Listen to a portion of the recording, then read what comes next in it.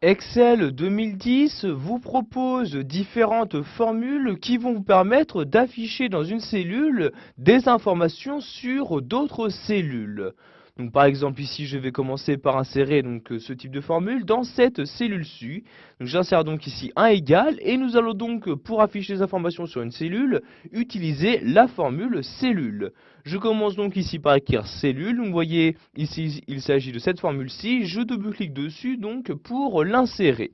Donc vous pouvez voir qu'en premier argument, on me demande le type d'information que je souhaite renvoyer. Donc vous avez donc ici un sous-menu qui apparaît pour vous afficher les différents types d'informations qu'il est possible de renvoyer. Vous pouvez par exemple avoir le numéro de colonne d'une cellule, afficher son contenu, quelle couleur est utilisée, son format, le numéro de ligne, etc. etc. Donc par exemple ici, si je souhaite afficher son contenu, je double-clique ici sur contenu et voyez le mot contenu est maintenant inséré. Je vais maintenant insérer un point virgule et comme deuxième et dernier argument, je vais préciser à Excel sur quelle cellule je souhaite avoir cette information. Par exemple, je souhaite afficher le contenu de cette cellule-ci, je sélectionne donc la cellule, je ferme ensuite la parenthèse et j'appuie sur la touche Entrée de mon clavier.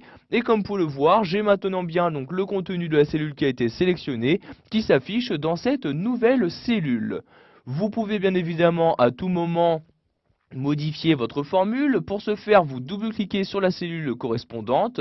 Donc ici, nous allons supprimer contenu comme ceci. Donc je le sélectionne, j'appuie sur la touche supprimer de mon clavier. Et nous allons par exemple ici changer donc le type d'information que nous souhaitons avoir. Par exemple ici, je souhaite avoir donc ce numéro de colonne. Je double-clique ici sur colonne. Donc vous voyez maintenant colonne est insérée. J'appuie donc sur la touche entrée de mon clavier. Et vous voyez donc que j'ai maintenant le numéro 6 qui apparaît. Ce qui veut dire que cette cellule se trouve sur la 6e colonne de mon document.